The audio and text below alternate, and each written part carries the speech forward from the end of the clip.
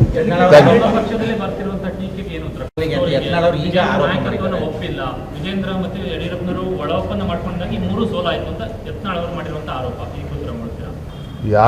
ಈ ರೀತಿಯನ್ನು ಹಗುರವಾಗಿ ಮಾತನಾಡ್ತಾರೆ, ಇದು ಸಹಿಸ್ಕೊಳ್ತಕ್ಕಂಥ ಪ್ರಶ್ನೆನಲ್ಲ. ಕಾರ್ಯಕರ್ತರು ತೂಚಿ ಅಂತ ಉಗಿತಾರೆ ಈ ರೀತಿ ಮನಬಂದಂತೆ ಮಾತನಾಡ್ತಾ ಇದ್ರೆ. ನಮ್ಮದೊಂದು ರಾಷ್ಟ್ರೀಯ ಪಕ್ಷ ಇದೆ, ಅವರೊಬ್ಬರು ಕೇಂದ್ರದ ಸಚಿವರಾಗಿ ಕೆಲಸ ಮಾಡಿರ್ತಕ್ಕಂಥವ್ರು. ಇನ್ಮೇಲಾದರೂ ಹಗುರವಾಗಿ ಮಾತನಾಡೋದನ್ನು ಬಿಟ್ಟು ಕಾರ್ಯಕರ್ತರಿಗೆ ನೋವಾಗದ ರೀತಿಯಲ್ಲಿ ಸಂಘಟನೆಗೆ ಪೂರ್ವಕವಾಗಿ ಕೆಲಸ ಮಾಡ್ತಕ್ಕಂಥ ಒಳ್ಳೆ ಕೆಲಸ ಮಾಡೋದಕ್ಕೆ ಸಾಧ್ಯ ಇದ್ದರೆ ಮಾಡಲಿ. ಈ ರೀತಿ ಹಗುರವಾಗಿ ಮಾತನಾಡೋದನ್ನು ಬಿಡಬೇಕು ಅವರು ಕೂಡ. ಥ್ಯಾಂಕ್ ಯು, ಧನ್ಯವಾದ.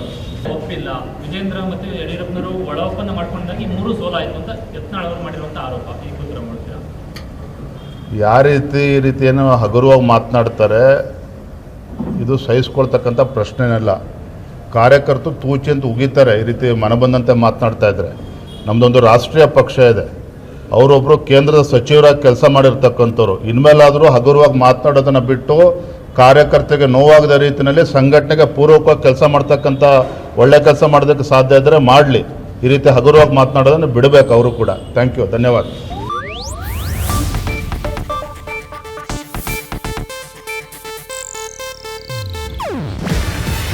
ಇದು ಏಷ್ಯಾನೆಟ್ ನ್ಯೂಸ್ ನೆಟ್ವರ್ಕ್ ಪ್ರಸ್ತುತಿ. ನೀವು ನೋಡ್ತಿದ್ದೀರಾ ಏಷ್ಯಾನೆಟ್ ಸುವರ್ಣ ನ್ಯೂಸ್.